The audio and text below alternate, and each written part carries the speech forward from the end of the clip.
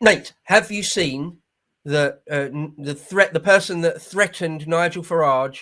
As the case has come to court, and Farage has said he was sort of, what would he say? He was genuinely worried by the threats, which is reasonable. That's fair enough.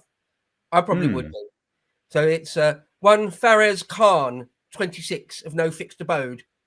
If you remember, this was in the news. Brilliant. The guy started off by doing TikToks whilst he was still in France, right? In northern France, in the Calais region, saying that he's going to come over to England. One of those types of economic migrants who is quite brazen and open with the whole idea that he is certainly just coming to Britain to get what he can get and screw over Brits as well, be threatening to them overtly and unapologetically. He is one of those. Again, if you ever search for this, care for Calais people, Lib Dem voters, whoever, there's plenty of these people that when they're still in Calais or once they get in their hotel, just record themselves laughing and joking, playing with the cash they've been given, talking about what they're going to do, brandishing weapons, the whole nine yards.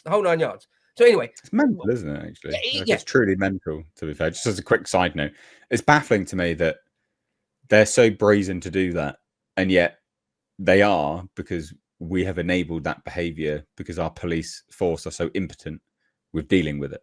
Like it's mental. Like it is an actual clown show. You just want to put your head in your hands and go, "What are we doing?" Because it's insane. It's a type of insanity. Anyway, sorry, just quick side note there. We must be mad, literally mad. Yeah, and so to carry on, once he got to Britain, he started making TikToks just personally threatening Nige. Once again, anyone that knows this channel and knows us, we throw plenty of shade at old Nigel Farage, but but it's all about politics and policy. It's absolutely nothing personal. I wouldn't dream of threatening anyone, let alone Nige. So okay, this guy was threatening Nige, wasn't he? He was saying he was going to. Wasn't he actually just saying he was going to kill him? Yeah, basically, yeah. So, I mean, I actually didn't know this was going to court, to be fair. I didn't know this was going to court. So when you say, have you heard about this? I actually didn't hear about this until today. But I just want to remind everyone what this absolute clown looked like, because I think it's well worthwhile. This is...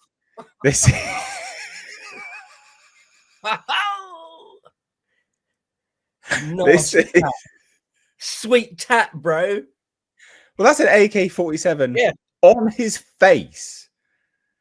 And he's like pop, like talking about Nigel Farage gonna pop him basically. And I think there was videos of him with a handgun. Like I'm fairly certain, if I remember rightly, there was a video of him with a handgun. I seem to remember some sort of image where he's actually had a gun. I mean, wild comment. I know it's pretty left field.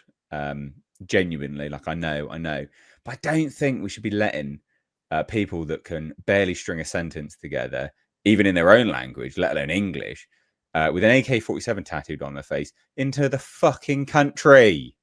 I know, wild, out there comment, but probably not. This is probably one of those people that should just, definitely get the deportation. I know we let people in called Jihad, holy warrior from Syria. I know we let them in, but maybe this is the line we could draw. A man with an AK-47 tattooed on his face. Maybe, just maybe that could be the line. No?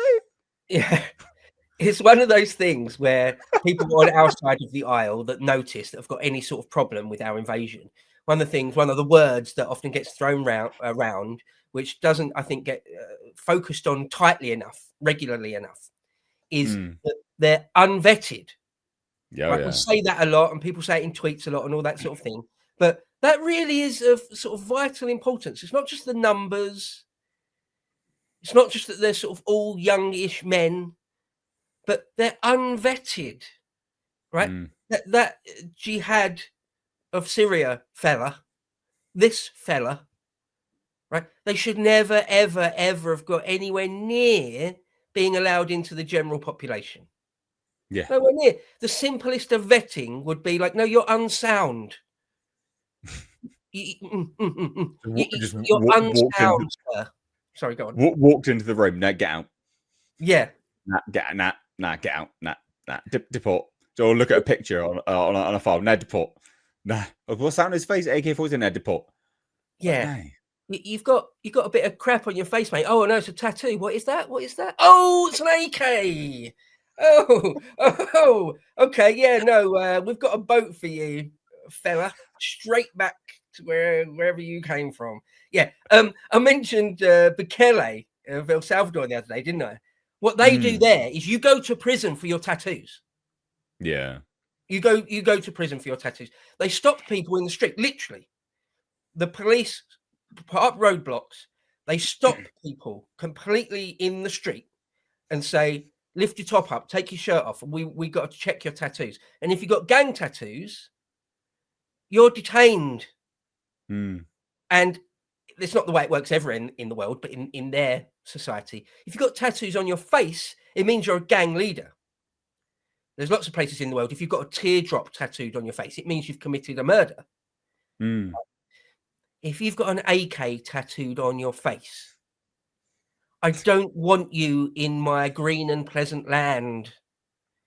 You don't belong in Albion, sir. Good day, sir. I bid you good day, sir. I said good day. So poor old Nige. I mean, I've got some sympathy for him, despite how much shit I personally sling at him. He doesn't deserve. He doesn't deserve to even have a milkshake thrown on him, let alone threatened with death by some piece of shit. No. I'll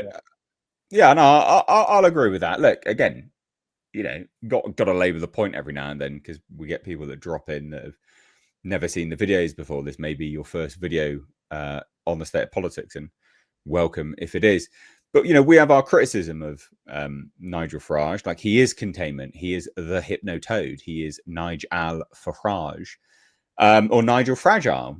Many a name for him that we have here. Yes, I don't want him to. I think it's actually tragic that he can't get public transport and he has to drive around in cabs.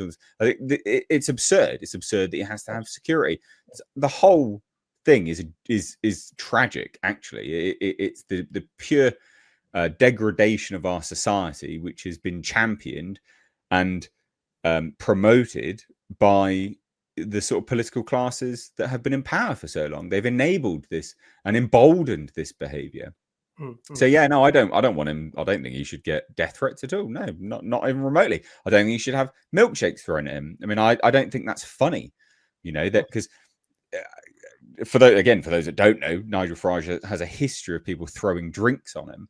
But this is also when the UK has eclipsed certain parts of the world in acid attacks. So no, it's actually not okay, and it's not funny. There's no punchline here. Someone could get a liquid thrown on them, and they could genuinely believe that that's the end of their life, because that has happened in this country quite a lot. People forget that. Poor on hit. Poor Nigel here. And what did he say? So he said, in high-profile politics, a lot of nasty stuff gets said, some in the last few weeks. What you don't get is an individual saying they're coming for you. That is not something I'm used to seeing. And I was genuinely worried. And you know what? I believe him, to be honest. I do believe him. The guy's got a fucking AK-47 tattooed on his face. And he's from Afghanistan. So, yeah, probably.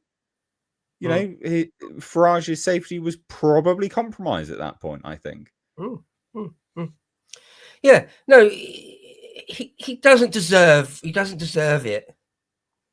Even when he got debanked that time, that's a travesty. Just that. Just that's a travesty. You're getting a milkshake or whatever drink thrown over you. Yeah, one day that could be acid. And that's a frightful thing. That's a frightful thing to have your fucking face melted off. What the fuck? Yeah, and it happens in this country loads. It's largely a Bangladeshi thing, actually, largely done to women. That's a nice, isn't it? That's a nice cultural thing to bring over. If you've been jilted by a woman, you've been jilted by a woman in some way, you melt her face off. Lovely, great. That's on top of all the other stuff that we've imported as well. Well, FGM, lovely. Arranged marriages, lovely. Child marriages, arranged child marriages, brilliant. Yeah, brilliant. Keeping little boys as sex slaves. That's an Afghan thing, largely. Brilliant. Pakistani. And I learned Pakistani as well. Yeah. Well, they got a border. It's that whole part of the world, isn't it?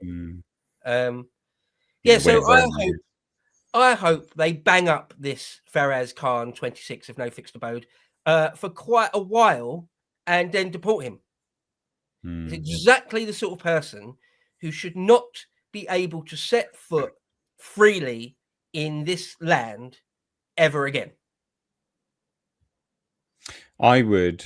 So I concur, but sod the banging up part. Just deport him straight away. I don't want to pay for him. And I think the figures came out as £50,000 a year per prisoner. So no, I don't want to pay for that. I don't want to pay for him to be in prison eating 3 square meals a day, getting a nice warm cell, probably with TV and an Xbox. No. Just deport him.